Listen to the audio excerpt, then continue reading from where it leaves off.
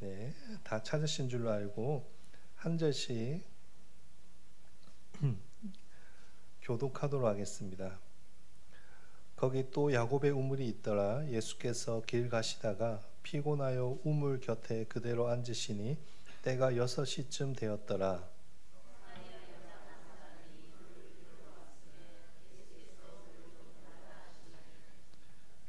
이는 제자들이 먹을 것을 사러 그 동네에 들어갔음이니라.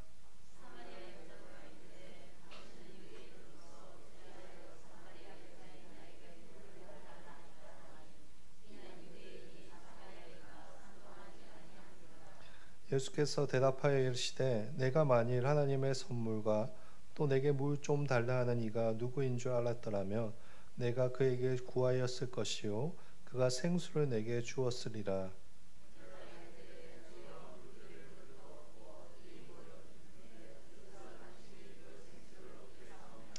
우리 조상 야곱이 이 우물을 우리에게 주셨고 또 여기서 자기와 자기 아들들과 짐승이 다 마셨는데 당신이 야곱보다 더 크니이까?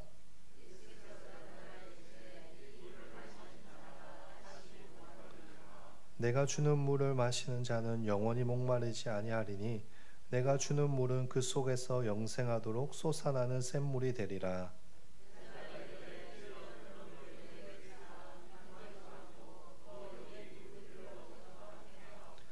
이르시되 가서 내 남편을 불러오라.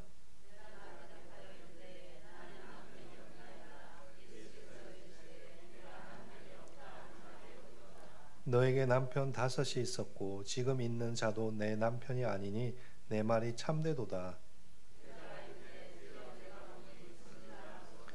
우리 조상들은 이 산에서 예배하였는데 당신들의 말은 예배할 곳이 예루살렘에 있다 하더이다.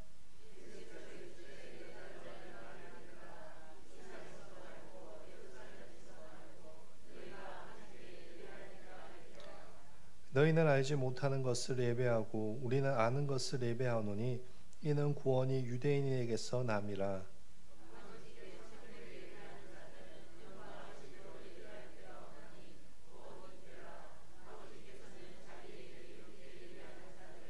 같이 읽겠습니다. 하나님은 영이시니 예배하는 자가 영과 진리로. 아멘. 우리 옆 사람에게 인사하겠습니다. 오후에도 잘 오셨습니다. 네, 오후 예배에도 귀한 발걸음 해주셔서 감사합니다.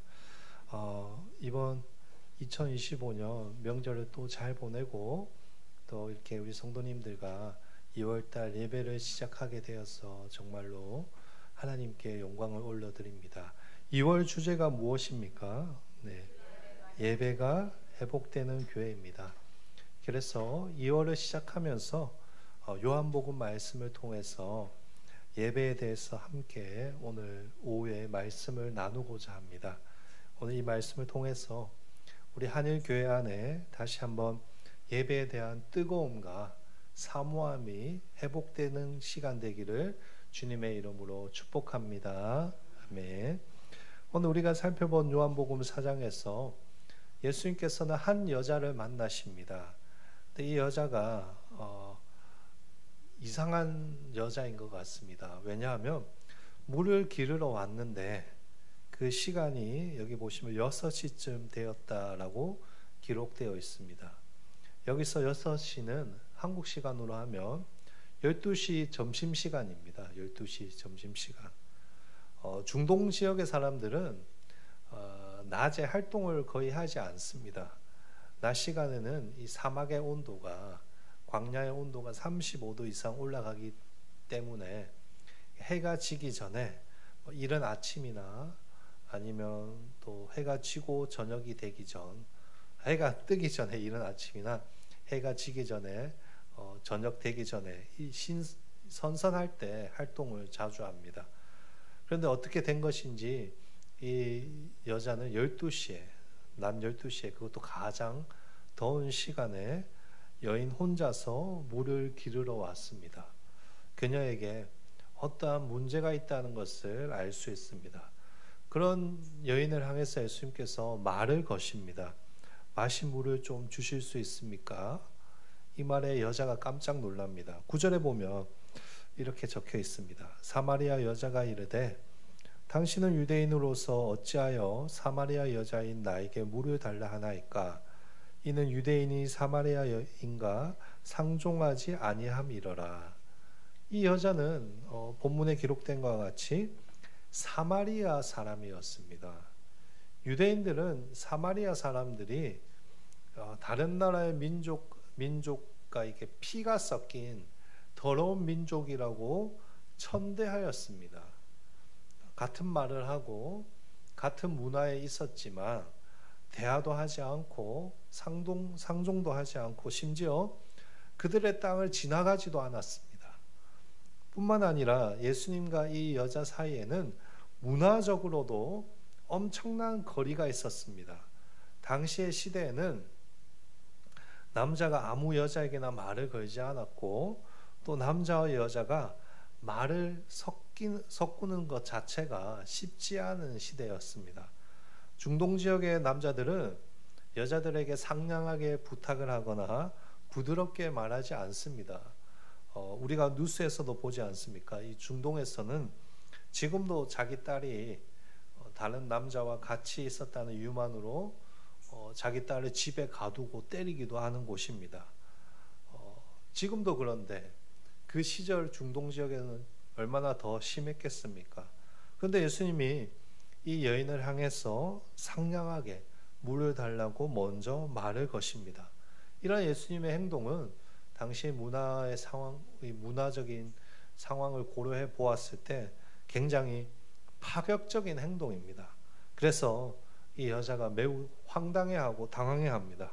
아니 어떻게 이 시간에 12시 이 시간에 그것도 유대인 남자가 왜 나 같은 사마리안 여자에게 말을 거는 거지? 못 들은 채 하고 그냥 지나가고 싶었지만 속에서 궁금증이 일어났습니다. 주위를 둘러보았습니다. 다행히 아무도 그 자리에 없었습니다. 그래서 예수님께 다시 질문합니다. 어찌 사마리아 여자인 나에게 물을 달라고 하십니까? 그런데 예수님께서 그런 여자를 향해서 엉뚱한 말을 하십니다. 오늘 본문 10절인데요. 우리가 10절 말씀을 같이 한번 띄워주시겠습니까? 같이 한번 읽어보도록 하겠습니다. 같이 읽겠습니다. 예수께서 대답하여 이르시되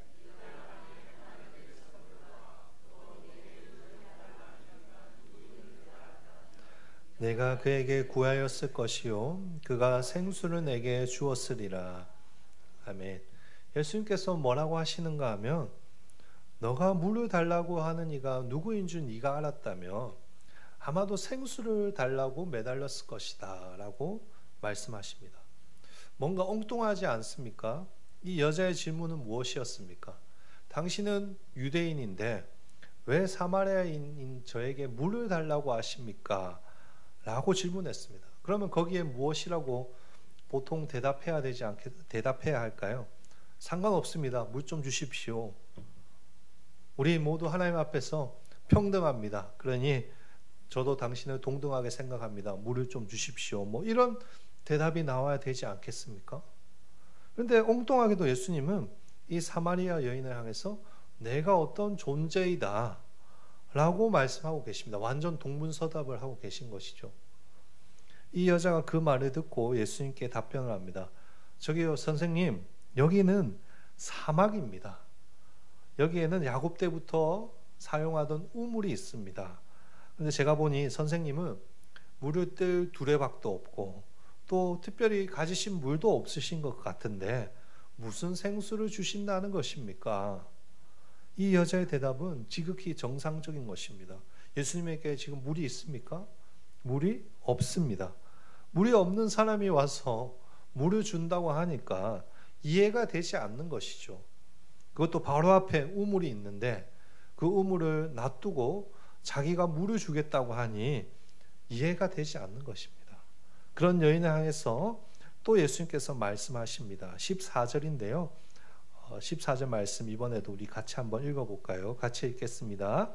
내가 주는 물을 마시는 자는 영원히 목마르지 아니하리니 내가 주는 물은 그 속에서 영생하도록 아멘. 예수님께서 뭐라고 하시는가 하면 내가 주는 물이 있는데 이 물은 너가 생각하는 그런 물이 아니라 영원히 목마르지 아니하는 그런 물이다라고 말씀하십니다. 그 말을 듣고 이 여자가 깜짝 놀랍니다. 영원한 생명의 물이라니, 목마르지 않는 그런 물이 있다니, 그렇다면 그 물을 저에게도 좀 주십시오. 제게 그 물을 좀 주십시오. 그게 15절입니다. 이 여자가 예수님께 매달립니다. 선생님, 저는 이 점심시간에 아무도 모르게 이곳에 물을 기르러 오는 것에 이골이 났습니다. 이런 인생 이제 그만 살고 싶습니다. 그런 생수가 있다면 저에게 주십시오. 이 여인이 예수님께 이렇게 간청하는 이유가 무엇일까요? 갈급했기 때문입니다, 여러분. 뒤에 보시면 예수님께서 이 여자에게 남편을 데려오라고 말씀하십니다. 이 여자는 6명의 남자와 살던 여자였습니다. 당시 엄격한 율법을 고려했을 때 공식적으로 혼인신고를 하지 않고 동거를 했을 것입니다. 그렇게 스쳐 지나간 남자만 6명이었습니다. 자기를 사랑한다고 생각하고 같이 그렇게 살다가 시간이 지나면 자기를 버리고 떠나고 또 갈급함을 느끼고 또 다른 남자와 만나서 살고 그렇게 6번의 실패를 경험한 것입니다. 사람들은 그런 사마리아 여인을 향해서 저주받은 여인이라고 손가락질했을 것입니다. 그래서 이 여자는 사막에서 가장 더운 12시에 혼자 무거운 항아리를 들고 물을 기르러 온 것입니다. 저는 이 사마리아 여자의 모습을 보면서 오늘을 살아가고 있는 우리 현대인들도 비슷한 상황이 아닐까라는 생각이 들었습니다. 많은 사람들이 이 땅의 것들을 통해서, 이 땅에 있는 것들을 통해서 자신의 인생의 목마름을 해결하고자 합니다. 돈을 많이 모으고 명예를 쌓고 뜨겁게 살아가고 출세하면 인생의 갈증이 저절로 해결될 것이라고 믿습니다. 그러나 그렇지 않습니다. 언제나 우리는 목마릅니다. 우리가 종종 이 연예인들의 안타까운 소식을 TV에서 보지 않습니까? 돈도 많고 빌딩도 있고 그렇게 유명한데도 마약을 하거나 스스로 목숨을 끊습니다. 왜 그럴까요? 안 채워지기 때문입니다. 제 제자 중에서도 연예인이 있습니다. 안 채워지는 것입니다. 인기를 계속 갈급해하는 것이죠. 돈이 많고 돈이 많아도 인기를 갈급해합니다. TV 앞에서 웃으면서 행복한 척하지만 그 속이 공허하고 허무한 것입니다. 그것이 우리 인간의 한계입니다. 2번, 3번, 오늘 이 여인과 같이 6번 수많은 인생의 세상의 것들과 결혼하고 그것을 내 안에 채워도 우리는 갈급합니다. 외롭습니다. 그런 우리를 향해서 예수님께서 말씀하십니다. 내가 너에게 영원히 목마르지 않는 생수를 주겠다.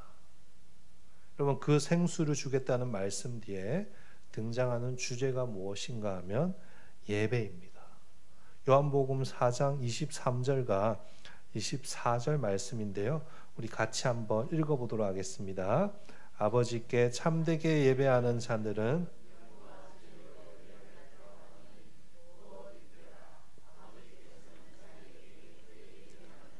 찾으시느니라. 하나님은 영이시니 예배하는 자가 영과 진리로 예배할지니라. 아멘. 인간의 갈급함을 채워줄 생수를 주시겠다고 말씀하시고 바로 이어서 무엇에 대해서 말씀하시는가 하면 예배입니다. 무슨 말입니까? 예배를 통해서 우리에게 영원한 생수를 주시겠다는 것입니다. 사마리아 여인은 그 생수를 어디에서 얻는지 궁금했습니다. 그래서 유대인이 예배를 드리는 예루살렘까지 가야 하는지 아니면 자신들이 원래 예배 드리던 곳에 가야 하는지 궁금했습니다. 제가 보기에 당신은 선지자 같습니다. 선지자님, 저는 목이 마릅니다. 그 생수를 저에게 주십시오. 그렇다면 선지자인 당신이 예배하는 예루살렘에 가면 되는 것입니까? 라고 질문한 것입니다. 이에 예수님께서 말씀하십니다. 하나님 아버지께 예배하는 자들은 영과 진리로 예배한다. 하나님은 그런 자들을 찾으신다. 무슨 말입니까? 예배 드리는 것에 장소가 중요한 것이 아니라는 말입니다. 장소보다 중요한 것은 무엇인가? 하나님 앞에 영과 진리로 예배하는 것입니다. 오늘 본문에서 예수님께서는 인생의 갈급함을 해결할 생수를 주시기 위해서 사마리아 여인을 찾아오셨습니다. 그 생수는 예수님께서 주십니다. 그 생수를 맛보고 그 생수로 충만하기 위해서 우리에게 필요한 것은 영과 진리로 하나님을 예배하는 것입니다. 그것이 예배입니다. 세상의 것이 우리의 갈급함을 채워주지 못합니다. 나의 아픈 마음, 나의 슬픔, 나의 억울함, 이 모든 것을 세상의 것이 완전히 채워주지 못합니다. 주님 도와주십시오. 내가 힘듭니다. 내 갈급함을 채워주세요. 그렇게 예배 자리로 나와서 영과 진리로 예배할 때 하나님이 예배를 통해서 우리 안에 생명의 은혜가 넘치게 채워주시는 것입니다. 지난 3년 동안 한국교회가 이 코로나의 힘든 시간을 통과하고 다시 함께 모여서 이렇게 예배를 드리고 있습니다. 특별히 2월이 되어서 예배가 회복되는 교회라는 주제로 우리가 다시 한번 뜨겁게 예배를 회복하고자 합니다. 예배를 지하에서 드리든 본당에서 드리든 아니면 저 벌관에서 드리든 그것은 중요하지 않습니다. 예배자로서 우리가 두 가지를 기억해야 됩니다. 첫 번째, 갈급함을 가지고 나아가야 한다는 것입니다. 사람 만나는 것이 좋아서 그냥 마음이 편안해져서 예배하지 않습니다. 오직 하나님만이 나의 이 갈급함을 채워주신다는 것을 우리가 믿기 때문에 그것을 사모하며 예배를 드려야 하는 것입니다. 둘째로, 영과 진리로 하나님을 예배해야 합니다. 우리는 예수 그리스도에 인해서 하나님의 자녀가 되었고 우리 안에는 성령 하나님이 함께 하십니다. 그래서 이 땅의 것들로 도움을 받지 않아도 마음속 깊은 곳으로부터 하나님을 향한 성령 하나님의 뜨거운 은혜를 부어주시는 것입니다. 하나님의 말씀을 들을 때 놀라운 깨달음과 감격이 있고 예배 드릴 때 하나님께서 우리에게 세상에 줄 수 없는 생수로 우리를 가득 채워주실 것이라고 믿습니다. 작년 설 명절, 제가 설교를 준비하면서 작년 설 명절이 생각났습니다. 작년 설 명절 딱 이맘때쯤에 사랑하는 저희 친할머니 장례가 있었습니다. 99세 나이로 오랜 시간 믿음 생활을 하시다가 돌아가셨습니다. 그렇게 장손으로 이제 3일 동안 장례를 도우면서 할머니의 신앙에 대해서 몰랐던 이야기들을 우리 작은 아버지들로부터 많이 들었습니다. 저희 할머니가 30대 초반에 큰 병이 들었는데 당시 의료기술로는 고칠 수 없는 병이었고 다들 죽는다고 하였다고 합니다.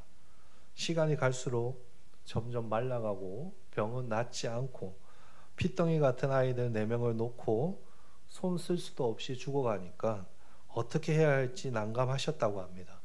그래서 살기 위해서 많은 것을 하셨습니다. 굿도 하고 점집에도 가고 매일 물을 떠놓고 비나이다 하고 뭐 할 수 있는 것은 다 하셨습니다.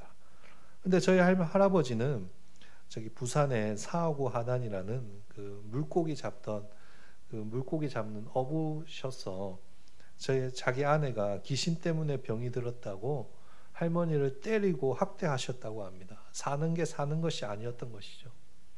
그러던 어느 날 할머니께서 약국에 약을 사러 가셨는데 할머니를 오랫동안 지켜보시던 약사께서 할머니에게 이렇게 이야기하셨다고 합니다. 김 아주머니, 예수님 믿으세요. 예수님 믿으면 병이 낫습니다. 우리 할머니가 얼마나 갈급했겠습니까?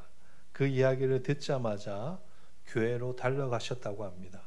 기도도 할 줄 모르고 성경도 볼 줄 모르고 아무것도 몰랐지만 기도하고 예배하면 낫는다는 그 말 한마디에 예배 때만 가서 울면서 기도하셨다고 합니다. 하나님 살려주세요. 우리 애들 저렇게 많은데 제가 죽으면 안 됩니다. 하나님 살려주세요. 근데 신기하게도 하나님의 은혜로 병이 나았습니다. 그때부터 할머니가 교회에 나왔습니다. 남편의 핍박과 구박 그리고 삶의 어려운 문제를 들고 언제나 하나님께 나아갔다고 하십니다. 큰 아이들의 손을 잡고 등에 아이를 업고 그렇게 교회에 나와서 기도하셨습니다. 매일 예배하셨습니다. 할아버지가 낫을 들고 죽이겠다고 쫓아오는데도 그래도 교회에 나오셨다고 합니다. 쫓아오는 할아버지를 피해서 달아나다가 논두렁에 빠져가지고 어깨뼈가 부셔졌는데도 교회에 나오셨다고 합니다. 저희 할머니는 찬송가를 다 외우셔서 부르십니다. 일제시대에 태어나셔서 글을 배운 적이 없으셔서 글을 못 읽으십니다. 그래서 틈날 때마다 딸에게 찬송가를 부르라고 시켜서 찬송가를 듣고 다 외우셨습니다. 그렇게 예배를 사모하셨습니다. 제가 목사가 된다고 하셨을 때도 저에게 이렇게 말씀하셨습니다. 지마야, 목회자는 예배에 하나님 말씀 들으러 오는 성도들에게 하나님 말씀을 바르게 전해야 된다. 매일 말씀 읽고 기도해라. 얼마나 예배를 사모하셨는지 시골 집에 있으면서도 계속 방에만 있고 교회 가기가 불편하니까 나중에는 매일 예배를 드릴 수 있는 요양병원에 직접 찾아보시고 짐을 싸셔서 가셨습니다. 거기서 매일 목사님 모시고 예배하고 찬양도 하고 기도도 하셨습니다. 저희 할머니가 돌아가시기 딱 한 달 전에 목회 때문에 이제 시간이 잘 안 되니까 먼저 할머니를 찾아뵈야 되겠다고 생각이 들어서 할머니를 작년 딱 이맘때쯤 찾아뵈었습니다. 새로 태어난 이제 증손자 얼굴도 좀 보여주고 설날이 되기 전에 시간이 안 되니까 먼저 인사드려야 되겠다고 가서 인사를 드렸습니다. 그런데 그 할머니가 한 달도 안 돼서 돌아가시니까 장례를 치르고 있는데 기분이 좀 이상하더라고요. 그렇게 영락공원에서 장례를 치르고 있는데 부산 영락공원에서 장례를 치르고 있는데 저녁에 제 아들 서은이가 할머니 영정사진 앞에다가 이렇게 생수를 갖다 놓는 거예요. 이렇게 생수, 저기 장로님 조영 장로님 앞에 있는 생수 딱 갖다 놓는 거예요. 그래서 제가 서은이에게 물었습니다. 서은아, 거기 생수는 왜 갖다 놓는 거야? 왕할머니 목마를까 봐 그래요. 할머니 물 드셔야 돼요. 제가 아들에게 이렇게 이야기했습니다. 서은아, 왕할머니는 이제 영원히 목마르지 않는 물을 마시고 계신다. 할머니가 우리 서은이 보고 기뻐하실 것이다. 하나님 앞에서 영원히 목마르지 않은 물을 마시고 계시니까 물 안 드려도 돼. 제 할머니는 영과 진리로 하나님께 예배하고 이제 저 천국에서도 영원히 목마르지 않고 하나님께 예배하고 있을 거라고 저는 믿습니다. 사랑하는 성도 여러분, 우리의 인생에 여러 가지 문제가 많이 있습니다. 이 여인과 같이 가정의 문제, 관계의 문제, 인생의 문제, 그래서 답답하고 화가 날 때가 많이 있습니다. 우리의 힘으로 해결할 수 없고 커다란 벽 앞에 서 있는 것 같이 느껴질 때가 많이 있습니다. 우리가 그 갈급함을 가지고 어떻게 해야 될까요? 하나님을 예배해야 되는 것입니다. 그 예배를 통해서 하나님이 우리의 갈급함을 채워주십니다. 우리의 하늘교회가 그런 갈급함으로 하나님께 나아가서 예배할 때 하나님께서 우리의 예배를 귀하게 받아주시고 회복시켜 주실 것이라고 믿습니다. 우리가 영과 진리로 하나님께 예배할 때 하나님이 우리 하늘교회 위에 마르지 않는 생수의 강을 부어 주실 것이라고 믿습니다. 사랑하는 성도 여러분, 사람을 보지 마십시오. 사람은 믿을 만한 존재가 아닙니다. 하나님을 바라보십시오. 갈급함으로 하나님께 나아가 영과 진리로 예배하십시오. 하나님께서 영원히 목마르지 않는 생수를 주실 것입니다. 하나님은 오늘도 그런 예배자를 찾고 계십니다. 우리 하늘교회 성도들이 하나님이 기뻐하시는 그런 영과 진리로 예배할 수 있는 우리 모든 성도님들 되시기를 주의 이름으로 간절히 축복합니다. 아멘. 우리 함께 찬양하고 기도하도록 하겠습니다. 나는 예배자입니다. 우리 함께 찬양하면서 고백하겠습니다.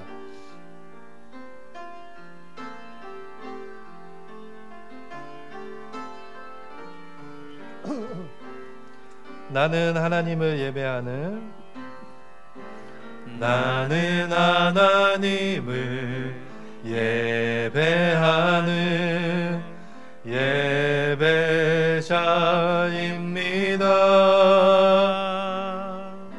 내가 서 있는 곳 어디서나 하나님을 예배합니다.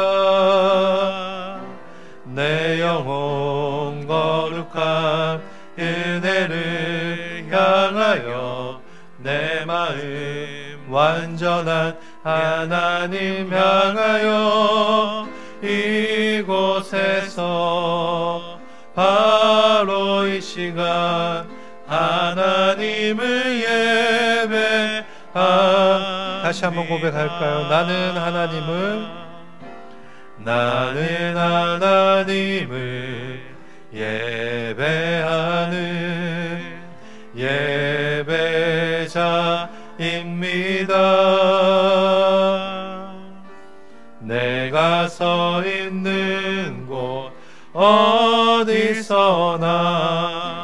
하나님을 예배합니다. 내 영혼 거룩한 은혜를 향하여 내 마음 완전한 하나님 향하여 이곳에서 바로 이 시간 하나님을 예배합니다. 내 영혼 거룩한 은혜를, 내 영혼 거룩한 은혜를 향하여 내 마음 완전한 하나님 향하여 이곳에서 바로 이 시간 하나님을 예배합니다. 예배합니다. 찬양합니다. 주님만 날 다스리소서. 주님만 날 다스리소. 예배합니다. 찬양합니다. 예배합니다. 찬양합니다. 주님 홀로 높임 받으소서. 주님 홀로 우리 두 손 들고 고백할까요? 예배합니다. 찬양합니다. 예배합니다. 찬양. 주님만 날 다스리소서. 주님만 날 다스리소서. 예배합니다. 찬양. 주님 홀로 높임 받으소서. 주님 홀로 높임 받으소서. 우리 시간 오늘 말씀을 놓고 기도했으면 좋겠습니다. 하나님, 우리 한일교회 안에 하나님을 향한 갈급함이 있게 하여 주시옵소서. 형식적으로 예배드리는 것이 아니라 하나님만이 내 갈급함을 채울 수 있다는 고백을 드리는 영과 진리로 예배할 수 있는 그런 한일교회 되게 하여 주시옵소서라고 우리 시간 주여 한번 외치고 기도함으로 나아가도록 하겠습니다. 주여! 하나님, 그렇습니다. 하나님, 하나님만 채워주셨으면 고백합니다. 하나님, 예배합니다. 찬양합니다. 주님만 날 다스리소서. 영광 진노하는 예배 참여하는 우리 한일교회 되게 하여 주시옵소서. 하나님, 우리 안에 이 갈급함들, 우리 안에 이 문제들 커다란 벽 앞에 서 있는 것 같이 느껴질 때 하나님 그 갈급함을 가지고 하나님 앞에 나아가오니 영과 진리로 예배할 때 하나님 우리를 채워주시고 우리의 문제를 해결하여 주시옵소서. 하나님, 우리의 예배를 주님 받아주시기를 간절히 소망합니다. 하나님, 형식적으로 드리는 예배가 되지 않게 하여 주시옵시고 하나님께 간절함을 가지고 나와서 부스러기 은혜라도 받고자 하는 마음으로 하나님 예배할 수 있는 그런 한일교회 되게 하여 주시옵소서. 하나님, 우리가 그런 예배 드릴 때 하나님 우리 가운데 생수의 강을 부어주실 줄 믿습니다. 하나님, 우리의 예배를 받아주시옵소서.